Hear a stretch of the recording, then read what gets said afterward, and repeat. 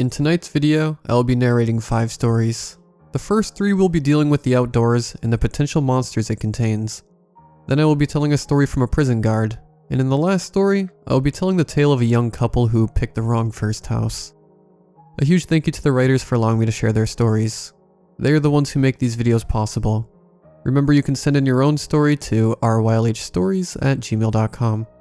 If you enjoy these hour-long videos, please be sure to drop a like rating, as it lets me know that you want more of them. Subscribing if you're new is also very much appreciated. Enjoy the video, and as always, I hope you all have a great night. Stories of skinwalkers, Bigfoot, and many other mythical beings seem to be a hot topic when it comes to scary stories. There seems to be tales to share no matter where in the United States you reside in. I live in northern Minnesota. Although we have some myths, such as the Iceman, the Mystery Monster, and even Wendigos, I have always chalked these up to nothing more than stories. I mean, why would I believe otherwise? I didn't even believe in ghosts. I thought it was all a bunch of mumbo-jumbo, made up to keep people on their toes. Maybe just ancient tales to keep people from trespassing, or making bad decisions, such as camping alone. I've always lived a rather careful and isolated lifestyle anyway, so what stock did I really have to put into these tales? The story that I'm about to tell is going to sound crazy. I'm going to try and explain it to the best of my recollection, even though adrenaline leaves more minor details in a bit of a haze. You see, I'm having a hard time digesting that something like what I encountered exists, because this leaves all other possibilities on the table. Skinwalkers, Bigfoot, everything. They may be real as well, and that thought terrifies me. As I said, I live a very isolated life. This means I don't even know my own backroads very well, if at all. So when the main road was closed whilst I went to pick up my brother from the bar in the city about 20 miles away, I silently chewed myself out for not bringing a GPS. I do, however, have a general sense of direction, and figured if I just headed south and went back a little to the west roughly 20 miles in, I could figure it out. I won't bore you with directions. The important part is, as I mentioned, I would have to take foreign back roads. Let me start from the beginning of the night and tell you some more about myself to add some more context. I was a 19-year-old shut-in. I spent most of my nights playing video games and feeding my caffeine cravings. I did have a part-time job working at a farm a few miles down the road. The pay wasn't great, but it did pay for new games when I wanted one, and other miscellaneous things. I was in that in-between spot in life where I knew I was an adult, but trying to find out what I wanted to do with my life was a daunting mystery. My skill sets were, and are, far and few between, and living in the middle of nowhere, opportunities were at a minimum. One late June night, I was up playing video games as I normally do.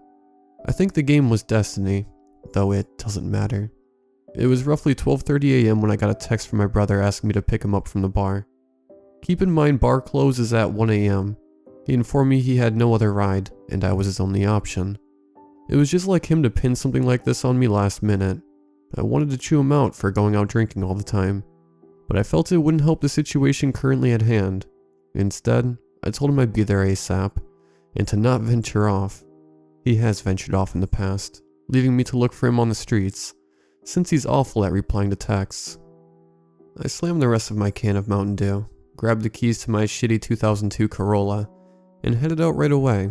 About a mile in is where I made the realization that the main road was closed, so I took a second to think. Threw on my blinker, and took the gravel road closest to it. If memory served me right, I thought I remembered this being a straight shot with maybe one turn at the end. Not a big deal, right? Of course not.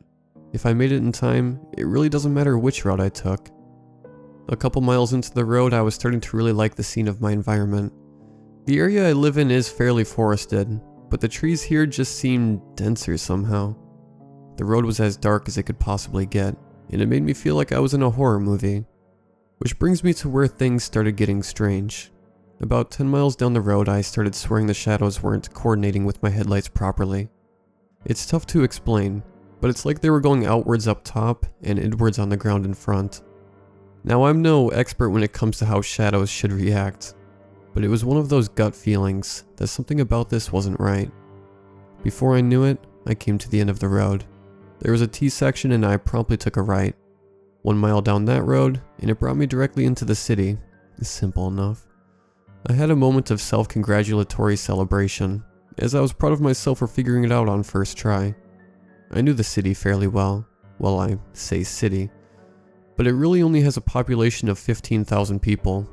Around here though, that is a city. I got to the bar and found my brother just coming out with a few of his buddies. Perfect timing as well. I pulled in, hitting the curb as I did so, making it sound like my car was going to fall into pieces. It grabbed the attention of my brother and his friends, and they all started laughing as my brother waved them goodbye and made a light trot to my car. He hopped in, I backed out, and we were back on our way to the secluded road. We made some conversation as I drove with my window halfway down, as to not get a contact drunk. Believe me, I've seen my brother drunk many times, but him going all out tonight was quite apparent. It wasn't long before I came across the T-section again and took a left. My brother made a joke about me having to not take the main road, and how this is probably the first time I've seen a new road in years. I would have made a joke back, but I knew he was right. A couple miles in, I start noticing the shadows again, brushing it off as nothing was my plan. But then my brother spoke up. "Does something seem off to you?" he said. I was a bit taken aback, wondering if he was noticing the same thing I was. I responded with, "What do you mean?" He sat up a bit, surveying the shadows above us as he leaned forward. Maybe I've had too much to drink. At this point, my curiosity was piqued. "No, come on. What's on your mind, bro?" "I don't know. These shadows just seem off to me." My suspicion was correct. It couldn't be a coincidence that we both noticed the same thing. He started shuffling around, looking more and more uneasy. "We should turn around," he said. This was an odd request. I mean, I'm sure there are other routes we could take. At this point though, we were about 5 miles into the stretch. It seemed like a waste of time to do so. Odd shadows can't hurt us, right? He started to open his mouth again, when his eyes widened and he yelled, "Stop." I didn't hesitate. I hit the brakes as hard as I could without losing control. What happened?" I asked. "There's something in front of us." I looked ahead and couldn't see anything past the gravel cloud. We sat and waited for it to clear, my heart beating faster and faster with each passing second. Just as it seemed as though it would totally dissipate, something happened that I will forever have nightmares about. A face, about 2 feet long and 2 feet wide, slammed into my windshield, with so much force it caused the windshield to start to crack. The face seemed to be made of shadows, as if it jumped off the ground and formed before us. There was no hesitation between me seeing this and shoving the shifter into reverse and punching the gas. As we were backing up at speeds too fast to truly control, the shadow started seeping in through the cracks. We were both panicking as my brother took off his shirt and began pushing it against the cracks. How he made this quick decision whilst being wasted still puzzles me, but maybe the adrenaline made him sober up fast. I started to slow down so I could, as safely as possible, turn around. I whipped the wheel to the left and threw the car in a 90-degree angle, kicking up more gravel clouds as I did so. I went to shove the shifter into drive when I realized my car had stalled out. Turning the key over and over again, I was looking around for where this creature was. Then I saw it, through my open window about 10 feet away, inching closer and closer, with a grin that told me it knew it had us trapped. I took my hand off the key to reach for my window scroller to close it. Say what you will about this cheap design, but if I hadn't had it in that moment, I may not be typing this out right now. The creature, noticing that the window was going up, moved with much more haste, closing a split second before the creature got to it. This seemed to anger it. It began screaming in a high-pitched wail that deafened me for a few seconds. Whilst all of this was happening, my brother had the mental capacity to keep trying to start the car. Noticing that it was still in drive, I pushed it into park. He turned it one more time, and the car started. Putting it back into drive, I took off once again in the opposite direction. We drove at speeds way too fast, as we heard the stomping of this beast trying to keep up. It wasn't long before we reached the T-section again, and I took a right turn going as fast as I felt I could control. Knowing we weren't out of the woods yet, I stayed on it until we reached the city once more. Finally, hopefully, in safe territory. We parked on Main Street to catch our breath. My brother apologized profusely for making me come get him. It wasn't his fault. How could either of us have known something like this could happen? How could anybody? Luckily, there were many more routes we could take back home, and he knew them all. We took the one with the least amount of trees, and made it home safe and sound. It's been a couple years since then. My brother and I don't talk about it, but we always advise people to stay off that road anytime it is mentioned. He's quit drinking. Actually, I don't think he's had a sip since that night. I'm still a shut-in, but I do now have my own apartment in the aforementioned city. I work an office job there, and though it's nothing special, it works for now. That night left many scars on me. Every time I see a shadow, I wonder if it has come back for me. I've come to the conclusion that as long as I stay off that road, I should be safe. There have been a few disappearances in the area over the last year or so, however, and I think it is directly linked. As for Wendigos and other things of the like, I now believe they could be out there too. I still don't know what that creature was. A demon? A superpowered shadow person? Perhaps something else? It's tough to say. All I know is it doesn't hurt to keep your guard up. Most importantly, it doesn't hurt to stay off less traveled roads. What bothers me more than anything is not knowing if the shadows in the corners of my room at night are just shadows, or perhaps something more malevolent, waiting for its opportunity to strike once again.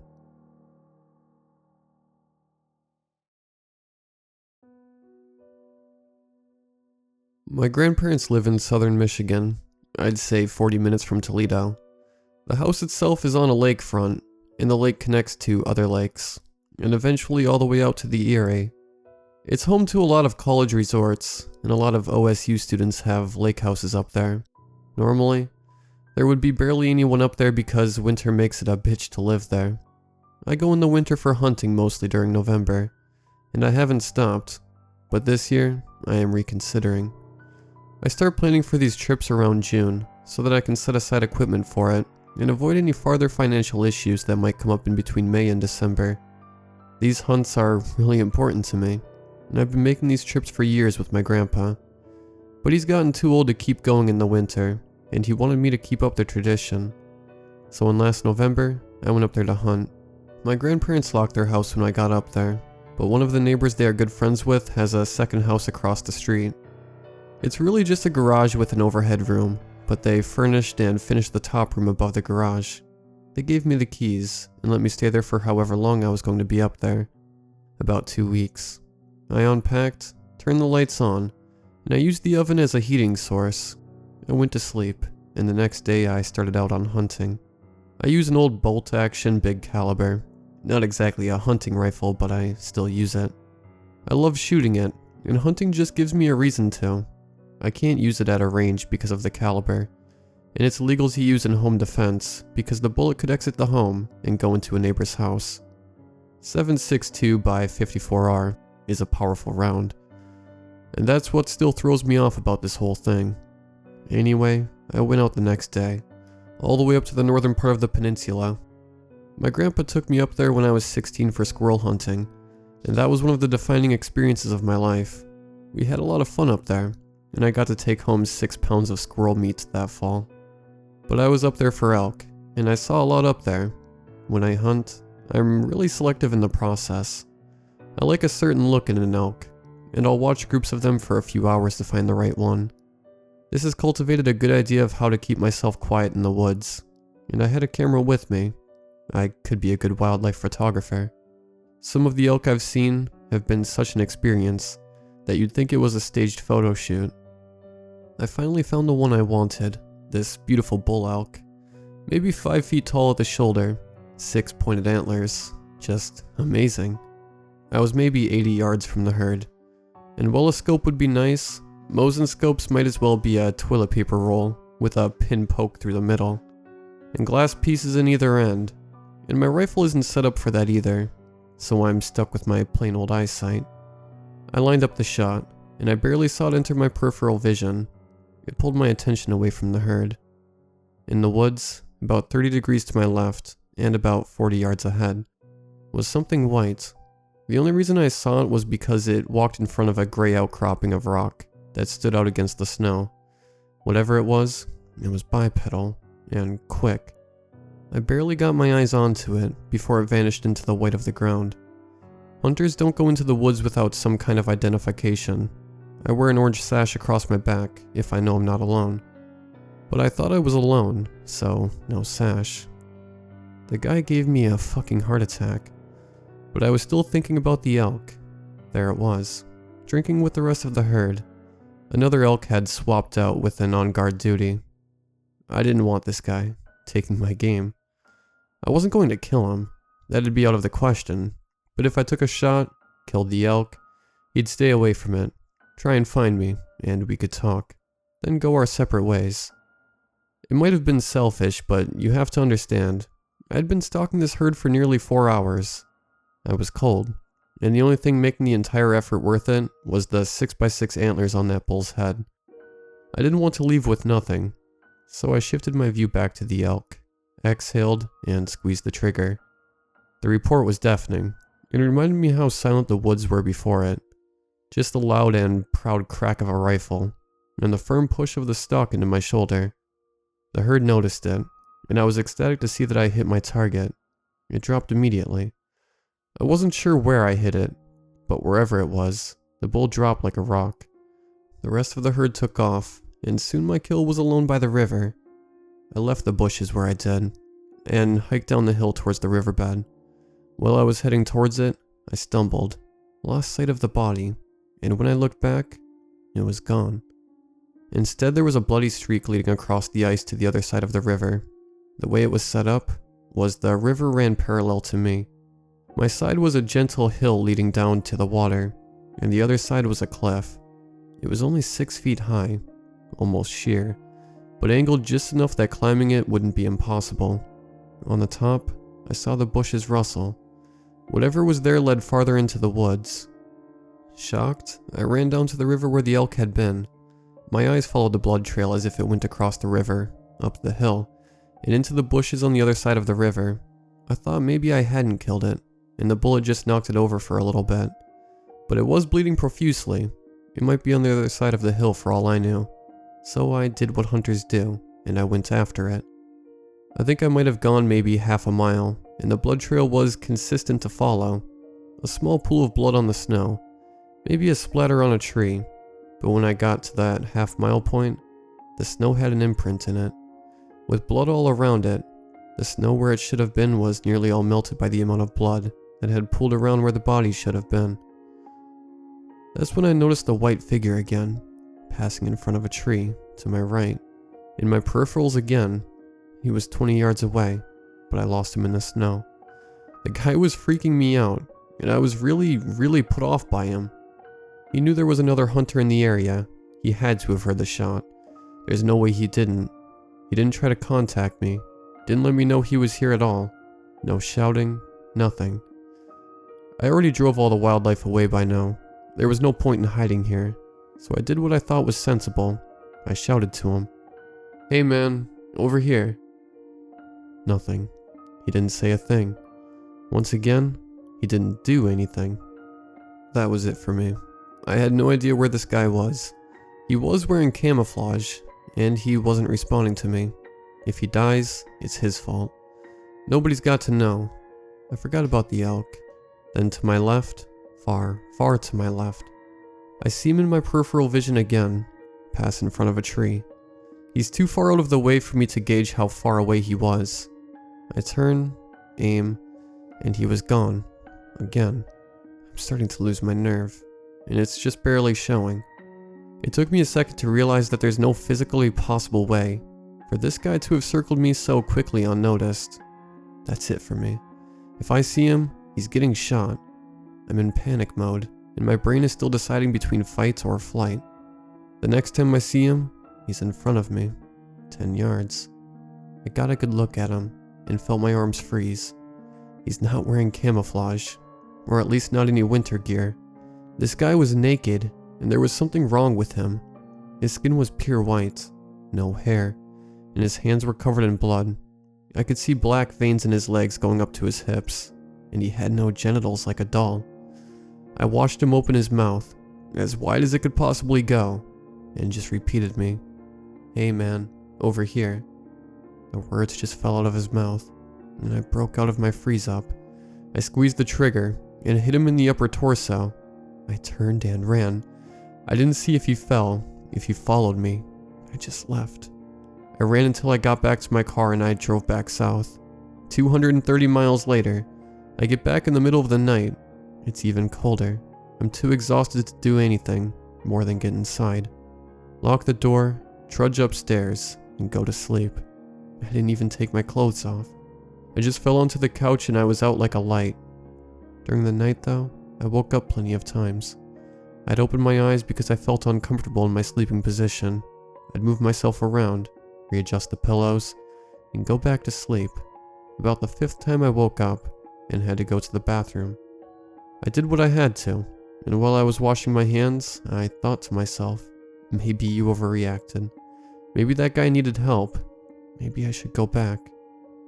I was very tired, so I barely noticed myself saying the last thought. Maybe I should go back. I thought I mumbled it or something, so I dismissed it. I went back to sleep.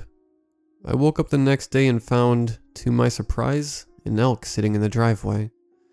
Well, not sitting, more like smeared on the fresh snow. The thing was torn apart. Its antlers were snapped off, and all of its entrails were spread around it. I'm lucky that I didn't eat anything that morning. I'm used to gore. I butcher my own game, but this was different. It looked like roadkill. But the house that I was staying at was on a gravel path. The max speed is 15 miles an hour, or you punch holes in your radiator with gravel. Elk aren't this far south either. Someone took this corpse from as far away as 50 miles, butchered it on my driveway, then left it here on display for me. I packed my stuff and left. I made sure to shovel what was left of the elk into the tree line nearby before I did, and I was on the road a week early, on the way back into Ohio. I got a sinking feeling while I was reflecting on the whole event. I remembered when I woke up to go to the bathroom. When I mumbled to myself, I realized that my voice sounded funny, like it wasn't underneath my ears, but rather to my right. It doesn't make sense because the bathroom has a wall that functions as a divider between the bathroom sink and the bathtub. I chalked it up to the acoustics, but now that I've been thinking about it, the voice was a bit weird. Like when you watch a recording of yourself, and how it sounds deeper than when you hear yourself talk. I don't know, but I'm not going back up there this winter. I'll be staying in Ohio, and I think I'll hunt in the south instead. I didn't take anything home with me other than my rifle, and I've had issues listening to recordings of me recently. I won't be going up north for a while at least. I advise you, if you go to Michigan to hunt, to watch your surroundings, and avoid going alone if at all possible. Make sure you bring something that hits hard. If anyone has experienced something similar, let me know.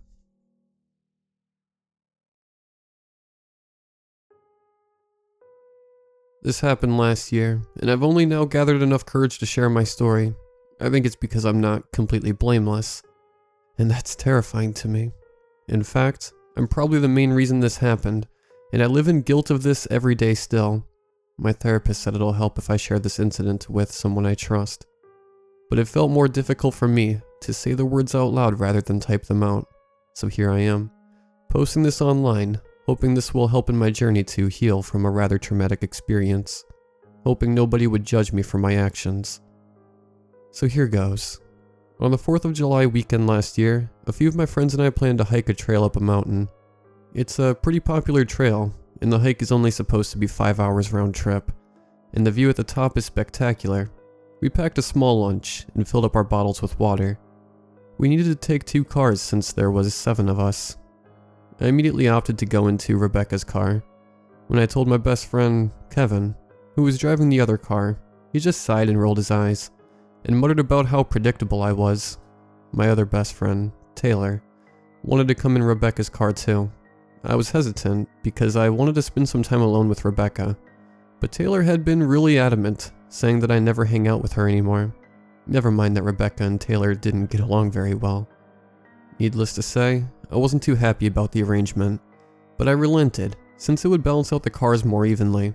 Taylor complained the whole car ride that there would be too many people on the trail, since Rebecca had picked us up 20 minutes late. I could see Rebecca's hands tightening on the steering wheel every time Taylor made a comment, so I made a few lame jokes to try to diffuse the tension. Taylor just said, "You're such an idiot, Jackson," every time.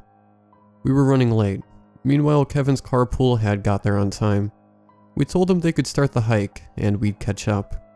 After 10 minutes of driving around looking for parking, we finally found a spot when a solo hiker left. His face was pale, and his eyes were wide. I asked him if he was okay, but he just hurriedly got into his car and drove away as fast as he could. As if he couldn't get away quick enough. I caught a strange whiff of rotten eggs from his BO. As he pulled out, he kept his eyes glued to the rearview mirrors until he was completely out of sight. We shrugged it off. Just happy to find a parking spot. As aforementioned, this was a pretty popular trail, and well, people are pretty weird. We won't even get to see the others. We might as well have gone on a different hike. Taylor whined. I thought Taylor had a crush on Kevin. I asked her once, and she looked angry for a second, before letting out a sigh and responded with a, "You're an idiot, Jackson." Taylor said that to me a lot. I'm her best guy friend, so maybe she was embarrassed to talk to a guy about it. Rebecca and I exchanged a look. I said, "We're going to meet up for drinks after anyway." I was getting pretty short with Taylor after a whole car ride of her non-stop complaining. We got to the trail, and it was nice to finally be in nature. Taylor's mood was also lifting. It wasn't so bad to have just the three of us, and it has been a while since I've actually hung out with Taylor. We were actually having a really good time, but the crowd was so thick, we were having a hard time making up for lost time. We definitely were not going to be meeting up with the other group until drinks. I hoped we would catch them on their way down, too. About a third into the trail, Taylor stopped whining. Rebecca and I were so deep into conversation that we had to backtrack for a good minute. Taylor was waving her phone around. "Damn it, I can't get my phone to load," Taylor said. "There's no reception," I said, gesturing to the trees and, well, nature in general. "You can upload it on Instagram later," Rebecca said, and I noticed she rolled her eyes. The problem was, so did Taylor. I could practically see Taylor shake in anger. "I'm not trying to upload anything onto Instagram," Taylor bit out. At this point, Rebecca and I are getting pretty impatient as a large family bypassed us. We urged her to move along, but Taylor wouldn't budge. Her head snapped up from her phone. "Okay, I remember. It's this way," Taylor said. "What's that way?" I asked. "Okay, so on the drive up, I was looking up shortcuts up the..." "No way," I cut her off. I could just picture this ending horribly with the three of us being rescued and being put on the front page of our shitty college newspaper. Taylor rolled her eyes. "I want to meet up with the others." She looked around and pointed somewhere into the trees. "It's over here." "No way," I said firmly. "No, trust me. I actually remember the way. This tree with the super gnarly roots and..." We walked closer to the incline, and her eyes lit up in recognition. "The hollow one right beside it. To the left for 5 minutes, and we'll see another dirt path." She sounded really confident, which in turn made me believe her. Rebecca and I looked at each other. Taylor continued, "Trust me, it's steeper, but there's also less people, and it cuts the hike up by 40 minutes. The idea of there being less people was appealing to me, and Taylor sounded really certain of the directions. You're sure?" I asked. Rebecca shook her head in disbelief. "What?" I asked. "You can't actually be serious," Rebecca said. Taylor grabbed my arm. "Come on, it's just this way, Jackson." I have no reason to doubt her, and she sounds like she knows exactly where she's going, so I hesitantly follow. I look back at Rebecca and urge her to follow us. She shook her head. I mumbled out an apology to Taylor, taking my arm out of her grip. "Let's just go the regular path. We'll see them when we see them." Rebecca looked upset, and now I was really feeling bad. "Taylor, let's just go the regular trail," Rebecca said. "I don't want to get lost." Taylor scoffed. "If you two assholes want to go the long way, then go. There's no way I'm spending 2 more hours of you two ignoring me." I made a disbelieving sound. "We're not ignoring you. Can you please just do the regular trail with us?" Instead, Taylor just grabbed onto the hollow tree and pulled herself up onto a ledge. "Now screw you, Jackson. Don't bother. I'm not waiting for you guys," she said. Then she turned to Rebecca and added, "And there's no way I'm getting into your cheap-ass car ever again." Rebecca called after her. "Fine, then get a ride from someone else. Kevin's car is 100 times nicer than yours." Taylor shot back. Then she turned around and stomped into the thick forest. Rebecca and I just stood there for a while and decided to go on the hike at a leisurely pace. I know I should have gone with Taylor, but she was being so difficult. Hopefully this would give her a chance to cool off. Rebecca and I didn't really talk much, nor did we end up seeing our friends at the top. We must have missed them on their way down too. I hope Taylor was with them. When Rebecca and I got back to her car, we got right in and we decided to go straight home instead. Our friends wanted to go for dinner and beers after, but I wanted to spend some time with Rebecca and wasn't really in the mood to see Taylor. Life went on. Rebecca and I started seeing each other. It wasn't anything serious, but at the beginning of something. You're so wrapped up in the other person, you lose touch with everything else. A couple weeks after, our mutual friend Kelly was having a birthday party at her place, and everyone was invited. I was still a bit pissed at Taylor, but Kelly's pretty cool, and it'd be unfair to skip out because of Taylor. Before the party, I got a call from Taylor. I guess she was trying to squash the beef before we saw each other, so I picked up and... nothing. All I heard was static. I wondered if I paid my phone bill on time this month. We're all college students, and the rent of housing near campus is a real killer. I have 3 roommates, which I barely ever talk to. I think our only friends that have their own places are Taylor and Kelly. I got a text from Taylor. It said, "Come here." Her place wasn't exactly out of the way, but I didn't really feel like going over. To let her know I wasn't still mad, I wrote back, "I'll see you at the party." And she proceeded to text me, "I see you." She probably meant, "I'll see you." So I just wrote back, "See ya." Then I got 5 more texts from Taylor. "I see you. You're an idiot, Jackson. I see you. You're an idiot, Jackson. I see you." Okay, this was weird. Suddenly I got a weird chill as if someone was watching me. I'm getting paranoid. I convinced myself that she was probably having connectivity issues, and the texts were resending on a glitch.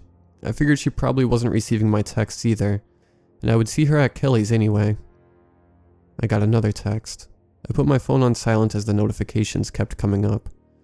I looked down just as a call was coming through the phone, which was now on silent, and decided to pick up. "Taylor, what's wrong with your phone?" I asked. More static. The feeling I was being watched returned. Something felt wrong. Behind the static sounds, I could hear heavy gasps of breath, as if someone was choking and desperate for air. Then, a huge crunching sound, and a thick squelch, as if flesh was being torn apart. The hairs on my arms were raising with an impending feel that something was actually very wrong now. "Taylor," I shouted. "What is going on?" The raspy breaths started getting faster and more ragged. "This isn't funny." Again, no response. Just breathing and then a choking wheeze, as if air was being squeezed out of her. "I'm coming over right now." Though I secretly hoped it would be a joke, rather than having her call me while choking or being attacked by someone. I hang up so I can drive to her place. Another text. I look down at my phone a bit confused, because I know for a fact I put my phone on silent. It was another text from Taylor. "I see you." I started suspecting that it was a really shitty joke, or her way of getting me to come over to her place before the party. I pushed back the strange feeling to the back of my mind. I was a bit irritated when I wrote back a short, "I'll see you at Kelly's." I see I had gotten a few more missed calls and a few more messages, but I didn't check them. When my car pulled up at Kelly's apartment, I see Rebecca waiting at the curb. I got out and waved at her, and started making my way towards Kelly's when she said, "We need to check on Taylor, like, right now." I looked at her and laughed a bit, trying to play it cool. "Is she mad at you too?" She looked very serious. "I think something's wrong." "What? Why?" Rebecca looked at me. "Nobody has seen her since." "Since when?" I asked dumbly. Am I missing something? "Since hiking. She never met them at the top."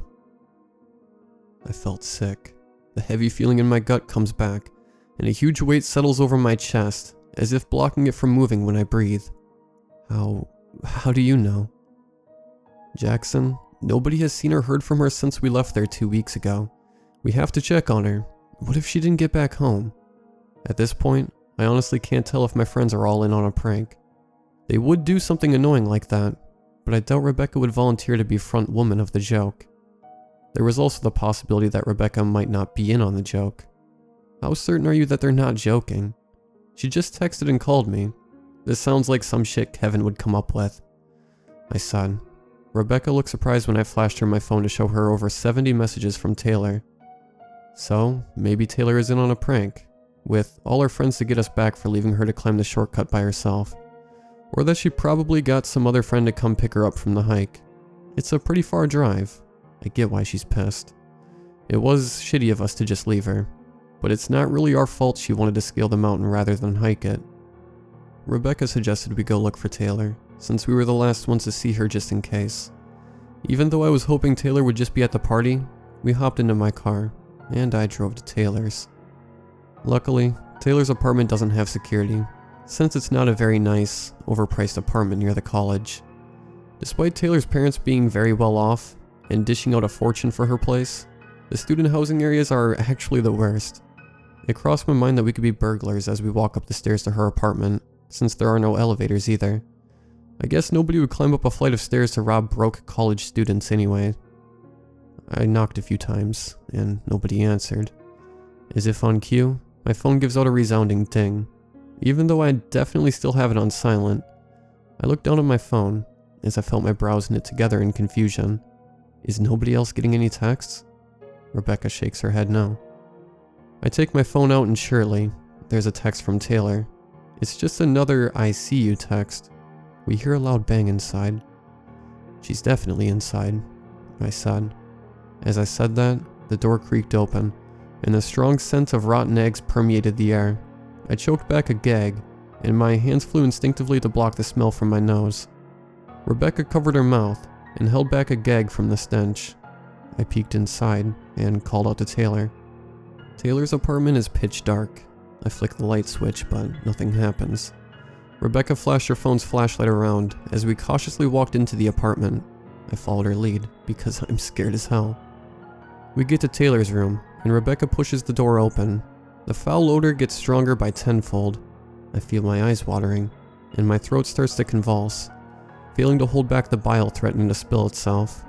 When I finish losing my dinner right on the floorboards, I notice that Rebecca is frozen at the doorway of Taylor's room. I peered in to see what she was so fixated on. Taylor was sitting at her desk, with her back faced towards us. But something was horribly wrong. Her hair is completely matted down with dirt, and her neck is bent in a weird angle. Taylor, are you okay? The words flew out of my mouth. Taylor's body flinched as if struck, and I automatically moved forward to see if she's okay. Rebecca grabbed my hand and jerked me back. I almost fought her off until I see Taylor's desk chair turning. Taylor's face was so pale and ashen. Her eyes were bloodshot, and her nose was broken. Her neck was jutting out, and she let out a wet, choking gasp. I wanted to go forward and help her, but I feel a weird sinking feeling in my stomach telling me to run.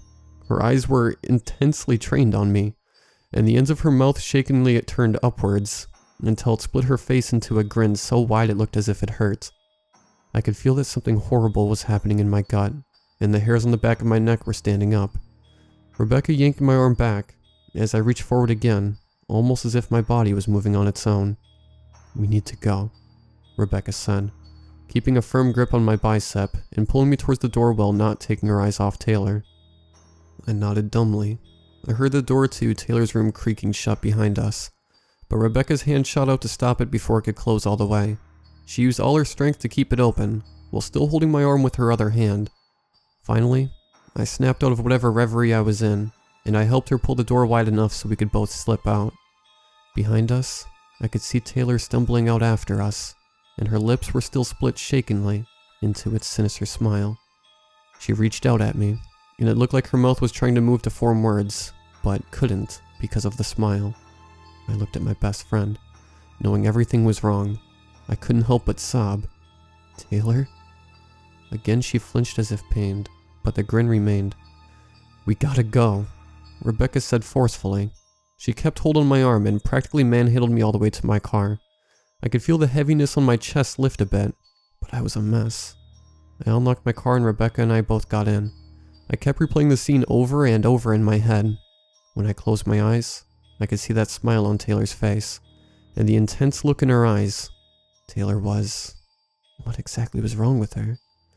Rebecca was already explaining everything to the police, panic evident in her shaky voice. I don't know, but something is definitely wrong. Please come to Taylor's address. A welfare check then. Anything. Right now, please. It is an emergency. When she hung up, I finally found my voice. I cleared my parched throat from a combination of running and fright. What happened in there? I don't understand. I asked, trying to steady the cracks in my voice. I don't know, she replied. She looked over at me, eyes imploring. I mean, how do we know we're not imagining it? It might have been guilt. Oh, okay. I was lying to myself again. I should call her mom, I said.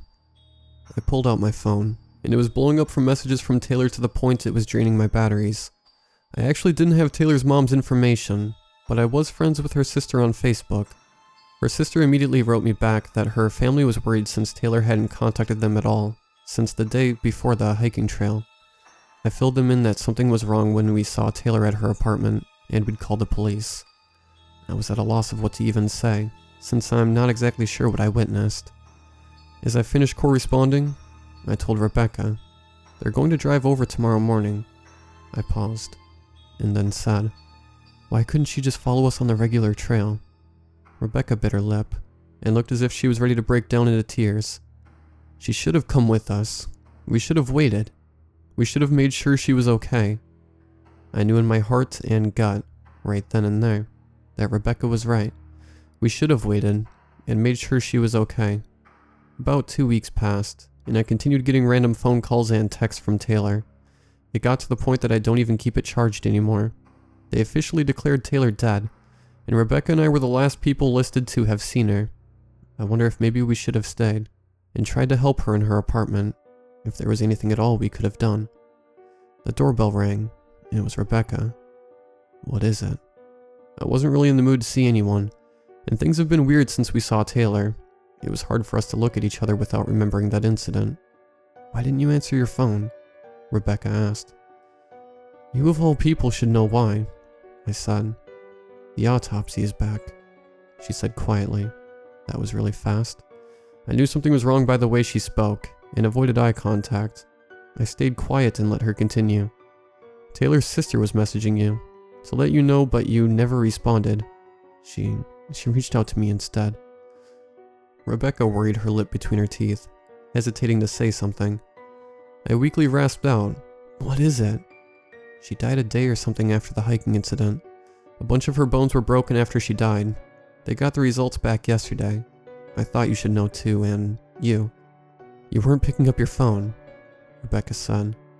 My eyes widened. Wait. How? We saw her 2 weeks ago, still moving in her apartment. You saw her too, right? In her apartment? Yeah, I saw her too. I don't know. Then she lamely added, maybe we imagined it? I blurted, how? How do you unsee that? They think someone picked her up on the way back from the hike. They're opening up an investigation.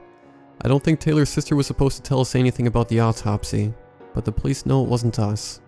Rebecca sounded emotionless as she recited this, as if she was detached. This was so wrong. The words exploded from my mouth. But we saw her move. She cut in. They think that we found her dead and imagined it, from the guilt. We stood there in stunned silence. Neither of us believed this. We could both tell. What do we do now? I asked. We have to move on, she said. I smiled weakly and said, okay, what else could we do? I've only seen Rebecca a handful of times since that day, and we both pretended that incident never happened. I got a new phone number, and it seemed to stop Taylor's messages. That was shocking that it worked. I've been living day by day. It doesn't get better, and it doesn't get easier, but the days do go by. Slowly, the burden of guilt gets lighter on some days. Some days I don't think about it until I close my eyes, and I remember the stench coming from her apartment, and I almost swear I smell it coming from right next to me.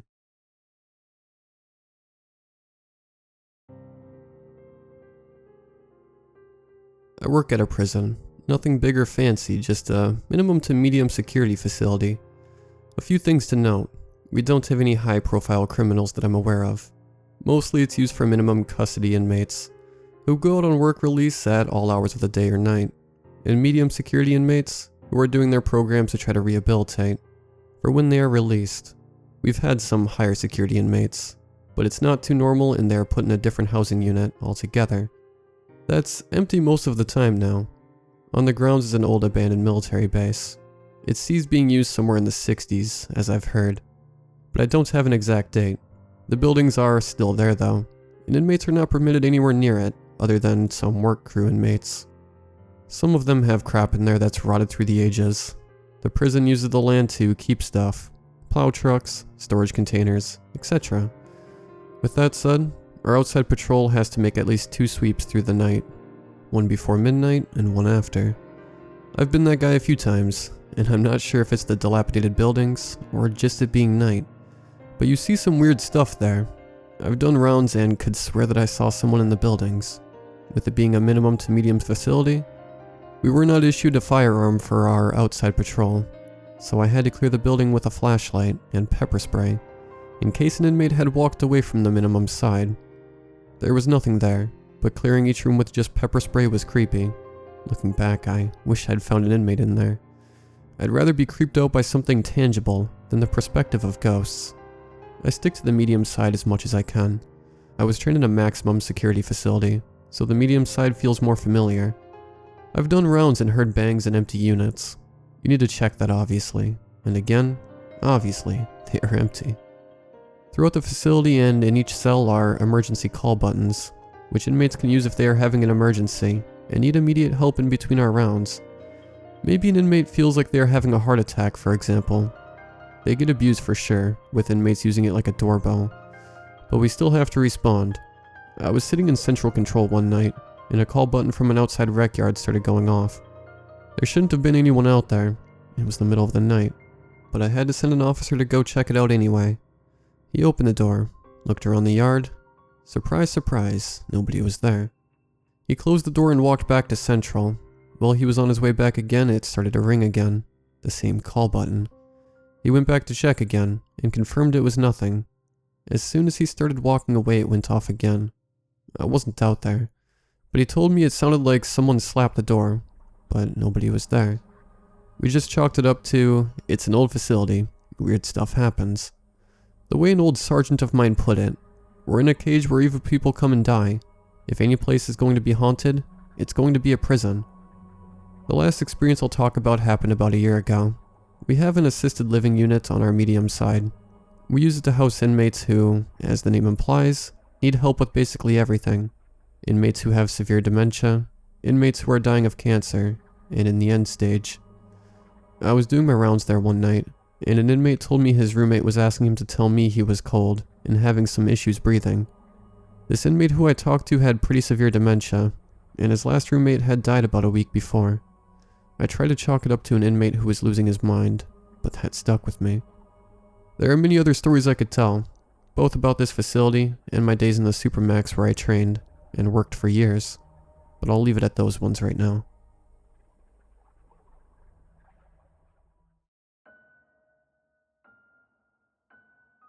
House hunting is hard, no doubt about it. My wife and I searched for 5 months with no luck, so it was only natural that when we found a perfect house for a perfect price, we jumped at the opportunity. When we originally viewed the house, we immediately knew that it was perfect. 4 bedrooms, 2.5 bathrooms, on a huge plot of land out in the middle of the country. It was literally our dream house. Only problem was that it wasn't for sale. The home was a rental with an option after a year to rent to own. We figured it shouldn't be an issue, considering we were looking to buy anyways. All we had to do was follow the rules of the lease until that year was up. When we got to the realtor's office to review the lease and sign the agreement, we quickly scanned it for anything that seemed odd. It was all normal stuff like, landlord must give 24 hours notice prior to inspecting the property, and tenant must give 60 days notice prior to vacating the property. We signed, and a week later we were in the house. It was perfect. My wife, who was expecting our first child, couldn't think of a better place to raise the baby. I saw a yard with tons of possibilities. A gazebo and fire pit. Maybe a pool sometime down the line. Things were great. There was even an apple tree on the property that seemed to produce tons of beautiful, healthy Granny Smith apples.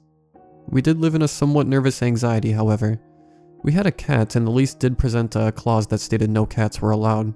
We figured since the landlord had to give 24 hours notice before inspections, we would be able to move the cat, Nikki, and any evidence of her existence to one of our parents' house the night before the inspection. The fact remained that we could be evicted from this perfect home because of the cat, and that left us on edge. Our second day came about and it was time to get back on the grind.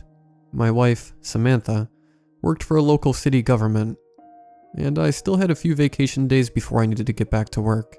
I decided I'd take the opportunity to unpack and take care of some chores around the house. Our morning alarm went off, and we knew that it was time to start our day. We both laid there for a moment, when suddenly we heard something coming from the living room.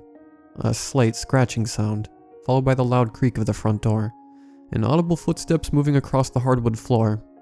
"Did someone just walk into our house?" Sam asked me, fear in her eyes. "I'll go check," I said as I hopped out of bed and began scrambling to put on some clothes. I made my way out of our bedroom, through the hallway, and into the living room to find a petite young woman walking through the house. She had long blonde hair, and wore bright red lipstick. Her pale skin appeared to be glowing, but that could have easily been my eyes adjusting to the light. She was dressed professionally, and carried with her a large box. "Can I help you?" I asked, trying to look and sound as intimidating as possible. "Oh, you guys are here," she said rudely, rolling her eyes. "Oh well, I'm here to drop off these air filters." She placed a large box on the floor in front of her, and began casually walking around the house. She examined the miscellaneous items throughout the house. Things were still in boxes, and the boxes were in no particular order.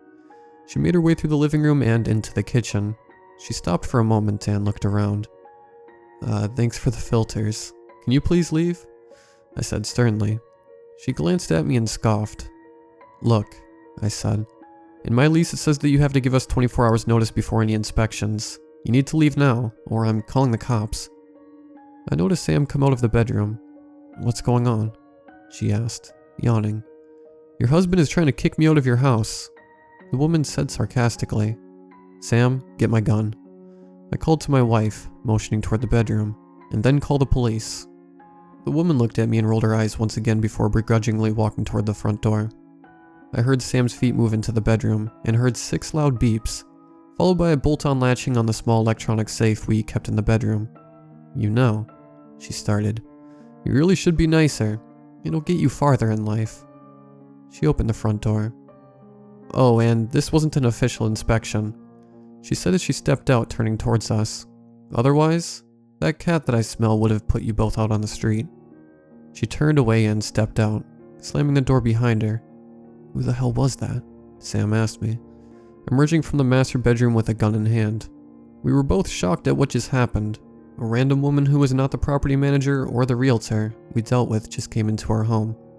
"I have no idea," I started. "Did you order air filters?" Sam shook her head. I felt a large wave of dread creep over me as I looked at the box. Neither one of us had asked for this box, yet here it was. I didn't even think realtors provided air filters. I'd always bought them on my own in the past. We both moved toward the box hesitantly. The tension in the air was thick as we reached for the brown clipboard flap on the top of the box. I grasped it and pulled it back, revealing nothing more than 12 white air conditioner filters. Sam and I laughed for a moment, but soon realized unless we did something about this, there would be no stopping this exact same incident from repeating itself. Sam got dressed and soon was off to work. I also headed out, making my way to the local hardware store. I needed to pick up a few tools to install the mounting bracket for the television, and figured I might as well grab a new set of locks while I was there. Upon my return home, I quickly changed the door locks and checked them to make sure everything was working. They certainly seemed secure. I decided that the TV mount could wait until later that night, and that I would take advantage of the daylight to do some yard work. I made my way out back and examined the yard. There were 2 magnolia trees on either side of the apple tree that made for a picturesque view.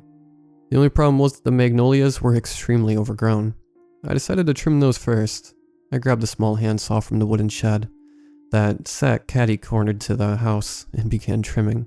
After about 45 minutes, the trees seemed to be in good shape. I raked up all the trimmings into a neat pile, but realized I didn't have any trash bags to put them in. I decided to leave them there, grabbing a large, bright green apple off the tree before making my way inside. I pulled a bottle of water from the fridge and plopped down on the couch, ready to relax for a minute and catch my breath. I examined the apple carefully before biting into it. The crunchy juiciness was so refreshing, but I noticed it tasted off, something like metal. And as I chewed, I noticed the texture wasn't quite what I was accustomed to in an apple. I looked down to examine the inside, when I noticed something that both sent chills down my spine and made me gag. The inside of the apple, rather than being white and crispy, was red and seemed to be soft, like human flesh. Blood red liquid poured from the fresh bite, and it seemed to pulsate, sending the bright red fluid running down my hand. I jumped up and ran to the sink, spitting the chunks of flesh from my mouth and rinsing thoroughly with tap water. Dumbfounded by what I was seeing, I ran the apple out to the trash can and tossed it in. Hopefully that was just some freak of nature apple, I said as I closed the lid to the trash can and shuddered. I spent the rest of the day doing chores, unpacking boxes, and hanging up framed photos. I tried to forget that horrendous sight, but it stuck with me. I couldn't understand why I saw what I did. I'd never seen an apple like that before, but then again, I've never had an apple tree before. Was I hallucinating? After hours of choring, I seemed to make some headway. Most of the boxes were unpacked, and most of the photos and other decor had been put in their respective locations. I noticed headlights glare through the living room window, and peeked out to see Sam pulling up in the driveway. She made her way inside, and had the usual greetings. "I changed the locks," I said, giggling as I handed her a new key. "Hopefully no more rude folks find their way into the house." Sam laughed as she set her purse down on the small side table next to the front door, and began adding the key to her already full keyring. "Oh," I said, changing my tone. "I also tried one of those apples from the tree." "Oh yeah? How was it?" she asked. "They look yummy." I paused for a moment before continuing. "Well, I think the one I got may have been rotten. I'm not sure." "What does a rotten apple even look like?" I asked, almost ashamed that I didn't know. She said, thinking. "Well, they usually shrivel up and the inside turns brown and tastes really bitter." I felt a sense of dread creep over me as I thought back to the disgusting gore that I sank my teeth into previously. This was no ordinary rotten apple. "Hang on," I said, running out the back door to the apple tree. I examined the tree and plucked a large, firm green apple from a low-hanging branch before running back inside. "You want to try it?" I asked, handing her the apple. She eyed me for a moment before taking the apple from my hand. She examined the apple, looking for any imperfections or signs that it may be rotten before sinking her teeth into it. Bright red blood squirted out as she dug her teeth deeper into the apple, and ripped a large chunk off the side. I sat there, staring at her in awe and disgust, as she chewed the apple and swallowed. "Yeah, that is a perfectly ripe apple," she said, going in for another bite. "What? No," I shouted, grabbing her hand and pulling the apple out. "You don't see that?" I asked her, pointing to the red, dripping blood and torn flesh inside the apple. "See what?" she asked, staring at the apple intensely. "It looks like a normal apple, and I want more. Gimme." She snatched the apple from my hand and took another bite. The sound it made as she ate was nauseating.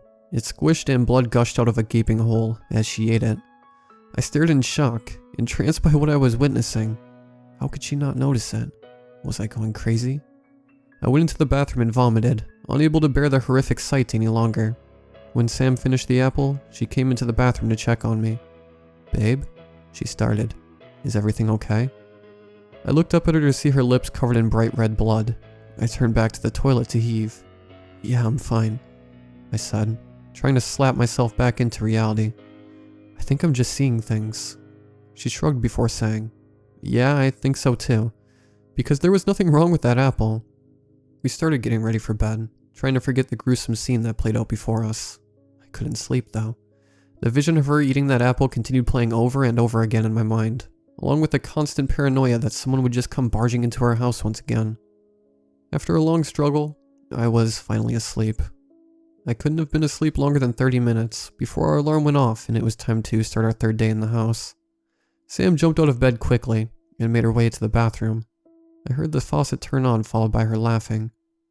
"Honey, come here," she yelled. I sluggishly rolled out of bed and made my way to the bathroom to see my wife. She looked different though. Her skin was glowing, not like a normal pregnancy glow either. This was a true glow. Light was emitting from her pores. She also looked about 5 years younger, almost like a high school student. What? Wow, I said, dumbfounded. How? What? I couldn't find the words. I know, right? She said, doing a twirl as if she were on a catwalk. This pregnancy glow is no joke. She moved her face closer to the mirror, examining it and tugging on her skin. The crow's feet that began forming over the past few years were non-existent now. The small bags under her eyes were no longer there. She looked refreshed and new. She continued getting ready for work and soon departed. I headed back to bed once she left, determined to get a little bit more sleep. Oddly enough, I knocked out almost as soon as my head hit the pillow.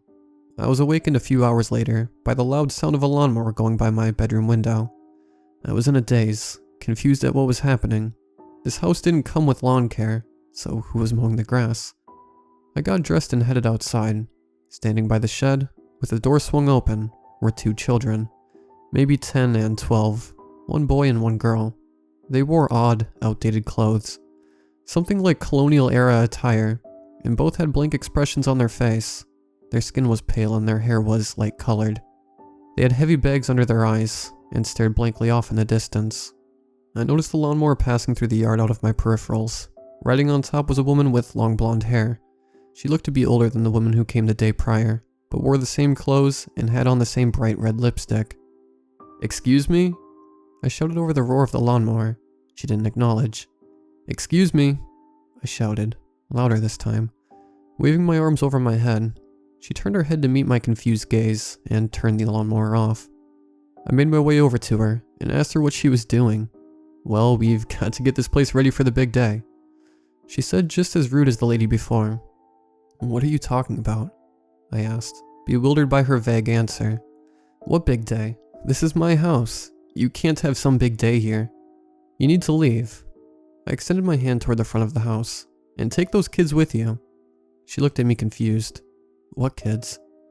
she asked, curiosity piqued in her voice. "Those creepy kids by my shed." I turned and noticed the kids were gone.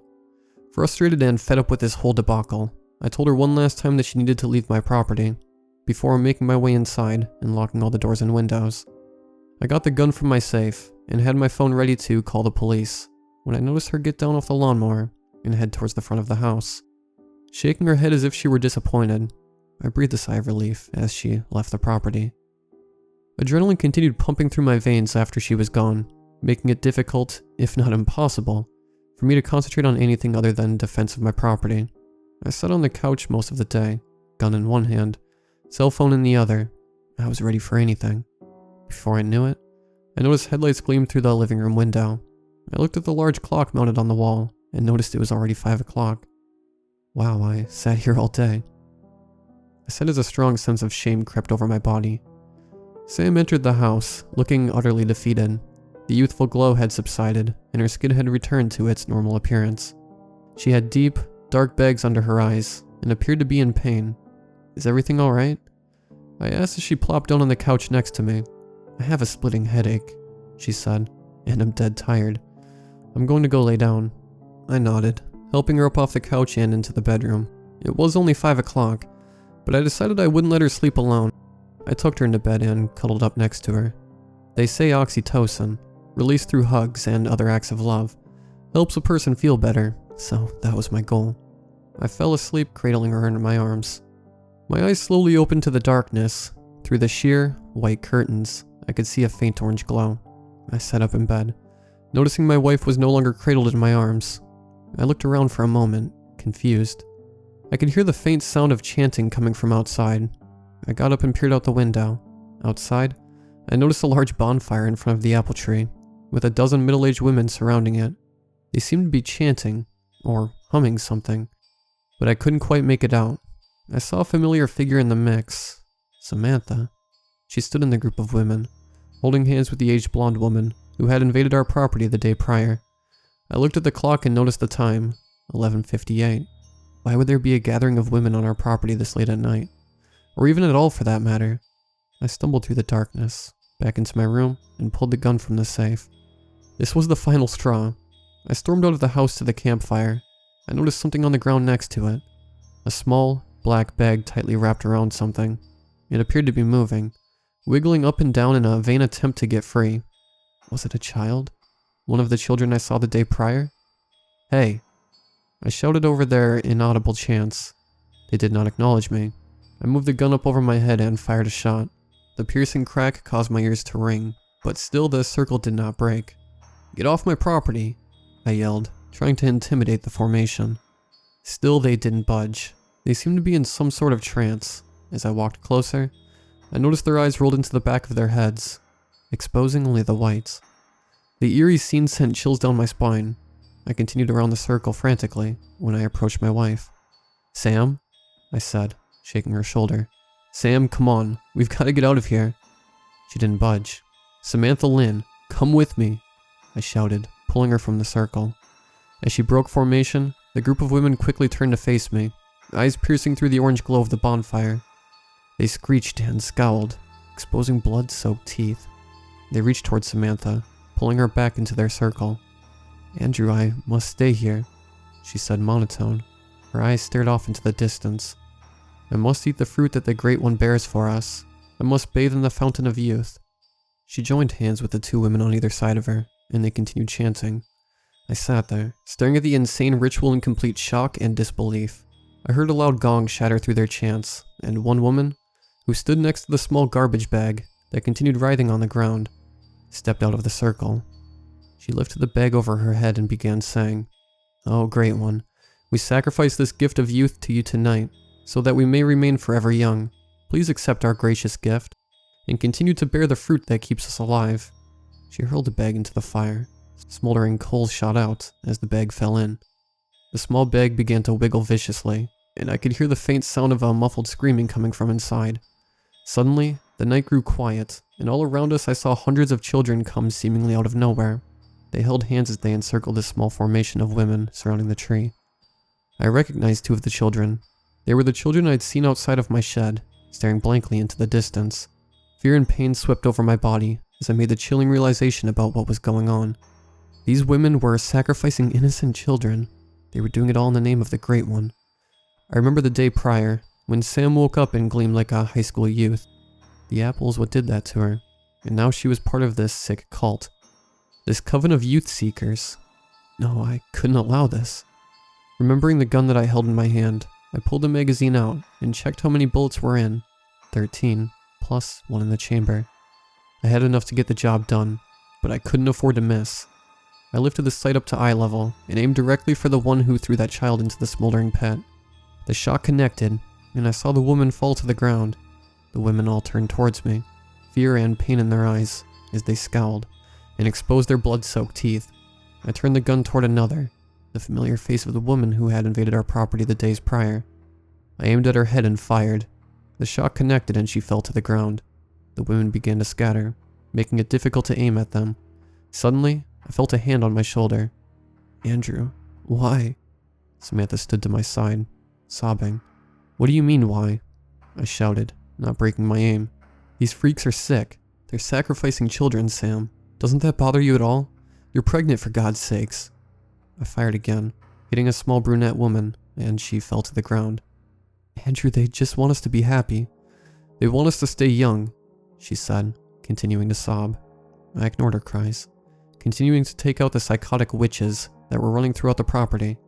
One by one they fell, until there was no longer any commotion. They began jolting and wiggling uncontrollably, aging before our eyes until they turned to dust. The ghoulish children still surrounded us, though. I thought for a moment before I had a revelation. I knew how to end it all. I went to the shed and grabbed the small handsaw that I used to trim the magnolia trees. I placed it at the base of the tree and began cutting. Blood poured from the tree as the saw dug into the thick bark, tearing and shredding the human-like flesh underneath. Sam cried out in pain and agony, begging me to stop. I continued slashing away at the trunk, ignoring the blood and gore that spilled out of the tree until it began to tip, falling directly onto the fire. It ignited immediately, as if it were soaked in gasoline or something. As it burned, it screeched and cried out in pure agony. Samantha fell to her knees, watching the horrific scene play out as the tree burned into ash. She continued crying and panting, asking why over and over again. I looked around and noticed the children, who previously seemed to have a look of dread on their faces, all began to smile. One by one, they disintegrated into ash. The slight breeze carried the dust through the night sky, and I knew at that point that it was over. Sam sobbed for a moment before I noticed her come to. She jumped to her feet and looked around, confused. What's going on? She asked, examining her body and surroundings. Why are we out here? And what happened to the apple tree? I had done it. My wife was back, and it was over. Nothing, honey, I said, wrapping my arm around her. Let's go back in and go to bed.